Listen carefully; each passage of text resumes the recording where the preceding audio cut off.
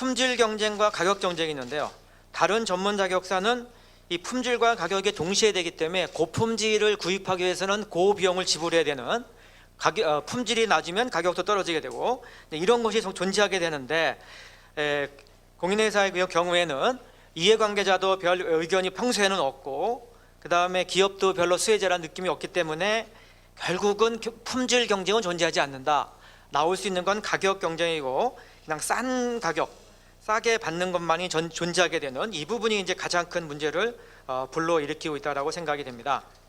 사실 회계사들이 회계법인을 떠나는 것은 별 문제는 저는 없다고 생각합니다. 떠날 수도 있는데요. 문제는 떠나는 것이 중요한 것이냐, 왜 떠나느냐, 결국은 우리의 감사 시장에 심각한 문제가 되고, 그러면 회계사가 피해를 보는 것도 물론 문제가 되지만 중요한 거는 피해자는 국민이라는 거, 사실 이게 가장 중요하기 때문에 회계사들이 떠나는 것에 대해서 관심을 갖는 부분이 되겠습니다. 국내 타 분야의 보수 기준이 존재하는 이유는 무엇인가를 보면은 두 가지인 것 같습니다.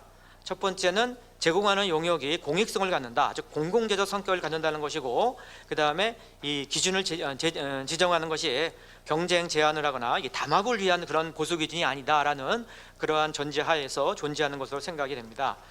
그렇다 그러면 회계 감사의 경우에도 공공재적 성격을 당연히 갖는 것이고, 그리고 경쟁 제한 목적으로 보기가 어렵다.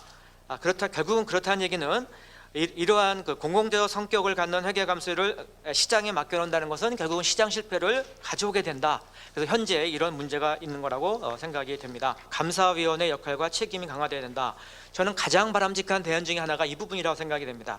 현재 감사위원회 승인권을 선임권으로 전환을 하고 역할과 책임을 강화해서 감사위원회에서 제대로 감사할 수 있는 감사인을 선임할 수 있도록 하는 거, 이 부분이 가장 중요한 것 중에 하나인데, 제가 중장기적 대안 1이라고 해놓은 것은 이 부분은 단기간 내에 이루어질 가능성은 거의 없다는 얘기가 되겠습니다. 이해관계자들이 인식이 전환이 돼서 제대로 된 감사를 할 수 있는 감사인을 선임할 수 있도록 기업을 압박하고 항상 관찰을 하는 부분이 되는데요. 현 상황에서 현실적인 대안이 뭐냐 했을 때 제가 이제 제안을 하는 것은 감사 보수 기준이 설정이 되겠습니다. 좀 이따 말씀드리겠지만 보수 기준이냐 시간 기준이냐는 것은 또 논란의 소지가 있고요. 이제 중요한 것은 가이드라인을 설정하는 것이 중요하다.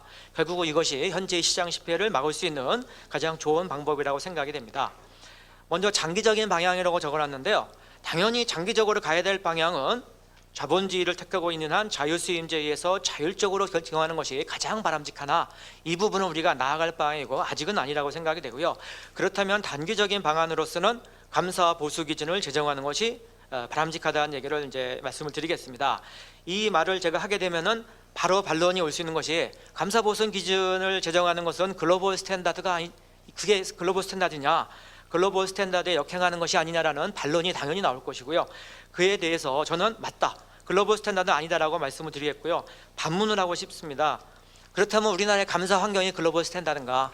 그러니까 감사 환경이 글로벌 스탠다드가 아닌데 보수를 결정하는 방법만 글로벌 스탠다드에 맡기니까 결국은 시장 실패가 일어난다. 따라서 감사 환경이 글로벌 스탠다드가 되기 전까지라도, 그래서 그 말을 이제 단기라고 표현한 것입니다. 이에 맞는 대책으로서 가이드라인이 필요하다는 얘기가 되고요. 그러면 글로벌 스탠다드가 되는 조건이 뭐냐? 결국은 명감사인을 선임하는 조건이 되는데요. 감사인 선임이 제대로 이루어지고 감사위원회가 제 역할을 하고 지배구조 개선되고 등등등, 감사 환경이 글로벌 스탠다드가 되면은 이러한 가이드라인은 필요가 없다, 이렇게 말씀드리고 싶습니다. 가장 중요한 것은 가사 보수건 시간이건 가이드라인을 설정해서 뭔가 해보자, 이것이 가장 현실적인 대안이다라고 말씀을 드리고요. 그 다음에 경영자 인식 변화가 중요하다. 사실 경영자 인식 변화는 경영자가 현재 나쁜 사람이라서가 아니라 이해관계자들이 별로 요구하지 않고 굳이 고품질을 할 유인이 없기 때문에 그런 것이다. 따라서 세 번째로 이해관계자의 인식 전환이 중요하다라고 말씀을 드리고 싶습니다. 고리아 디스카운트가 다시 나타나고 있습니다. 한국 기업들의 가치를 깎아내리는 한국 기업 저평가의 중심에는 회계 부정이 있다고 봅니다.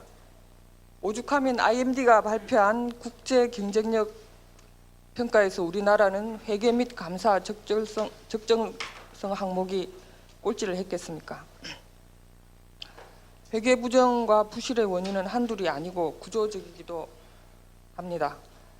회계사 협회에서 자주 거론하는 원인은 자유수임제와 보수감사 덤핑인 것 같습니다.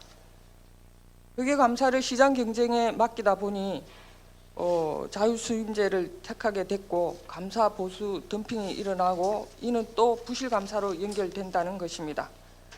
그런 분석과 주장에 일리가 있다고 생각합니다. 회계 감사의 공적 기능을 고려할 때 회계 감사 보수 덤핑이 일어나지 않도록 감사 보수 가이드라인 등 최저 감사 보수를 보장할 수 있는 제도적 장치가 필요하다고 봅니다. 만약에 이쪽 분야에서 가이드라인을 허용한다면 그래서 현재 그 뭐 레미콘, 철거, 뭐 양계 이런 분야의 뭐 덤핑 때문에 좀 공동행위를 허용해 달라 하는 신청이 엄청 많습니다. 그래서 여기서 무너지면 그런 부분들을 수용하지 않을 수 없는 명분이 사라집니다. 그래서 공정에 굉장히 민감하게 좀 반응할 수도 있습니다. 공정거래위원회에서도 결국 그 소비자라든지 이해관계자들에 대해서 정확한 정보를 제공해서 이런 시장 실패를 치유하려고 하는 게 공정의 기본적인 업무이기도 합니다. 그래서 정말 부실한 감사가 될 수 있다는 사인을 시장에 지속적으로 제시하는 게 어떨까? 공동행위인가 저 가이드라인 제시에 대한 공정 협조입니다. 저도 오늘 와가지고 보는 게 야 정말 이쪽 부분이 엄청난 문제가 좀 있을 수 있구나. 이대로 가면 정말 시장 실패가 지속적으로 나타남으로 인해서 회계감사의 어떤 부실이 심하고 그런 결국 국민 경제 전체에 대한 큰 영향을 미칠 수 있겠다는 어떤 느낌이 왔습니다. 그래서 이런 부분에 대한 어떤 생생한 사례들을 지속적으로 제시하고 또 관계 당국과 협의하는 것이 먼저 중요하다고 봅니다. 그리고 경쟁 제한성보다는 이거는 현재 공공재 성격이 더 강하다는 점을 부각시키면 좋은데 근데 공정 입장은 기본적으로 저가 수주로 인한 부실 회계 감사 시 관련 법령에 따라 처벌하면 되지 뭘 다른 어떤 직급 제도를 도입하냐 이런 입장이었습니다. 그러니까 결국 이렇게 논리와 데이터를 가지고 공정위로 이렇게 설득하는 그런 방법밖에 없습니다. 그리고 가이드라인 제시했을 때 위반 시 이제 가이드라인을 제시할 수 있습니다. 그렇지만 뭐 그걸 준수하지 않았을 때 털물시 페널티를 준다든지 또 수임 배제 등 그런 부분이 있을 수 있는데 그렇게 되면 이렇게 직접 법 위반이 되고 그렇지 않고 단순하게 그냥 뭐 가이드라인만 제시하면 회계사의 어떤 페널티라든지 이런 것들이 없으면 직접적인 법 위반이 되지 않는 부분도 있습니다. 국회가 민의를 대변하려면 가장 그런 감사 실패 그리고 기업 경영의 실패, 특히 공기관들은 국민의 세금과 국민으로부터 받은 연금, 보험료 이런 걸 가지고 집행을 하는 기관이 회계사 불러서 자기들 경영실적 평가에 도움이 되는 지수에 대한 자문 역할 정도 하라고 현재 그 감사보수 물론 이제 겉으로 입찰할 때는 그렇게 표현하지 않죠. 이와 같은 상황을 계산하지 않고 어떻게 우리가 회계감사를 성공할 수 있죠? 그래서 이 부분에 대해서 좀 더 얘기가 됐으면 좋겠습니다. 지금 주로 뭐 보수 기준의 현실화, 그다음에 회계감사 품질 얘기하는데 회계감사 품질을 뭘로 평가하시죠? 우리 감독원 여기 안 계시죠?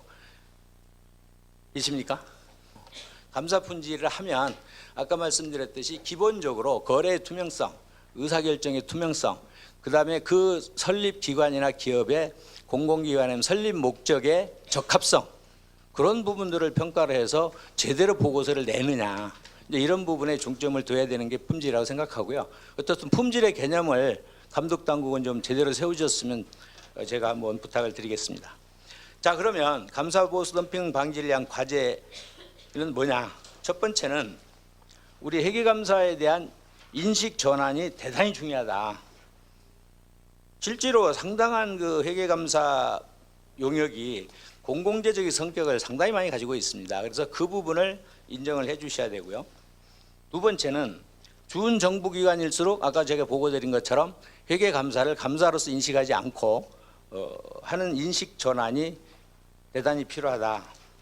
그다음에 세 번째 어찌됐거나 최선의 방책이나 충분 조건은 아니지만 최저 감사 기준이나 최저 감사 보수 등을 최소한 만들어서 그 시장 실패의 일부분을 이게 충분 조건은 아닙니다. 그러나 최소한도 시장 실패의 일부분을 보완할 수 있는 제도를 도입해 주실 것을 건의드립니다. 이상입니다. 이 감사 보수를 예를 들어서 덤핑을 방지해서 법제화가 반드시 필요하다고 하면은 그게 이제 뭐 그 일정 기간이라고 하더라도 이 법이라는 게 만들어서 능사가 아니고 처벌 규정이 존재하지 않으면 아무 그런 효익이 없습니다. 그래서 이런 그 이 처벌 규정을 같이 해줘야지만이 이게 실행 가능성이 있지.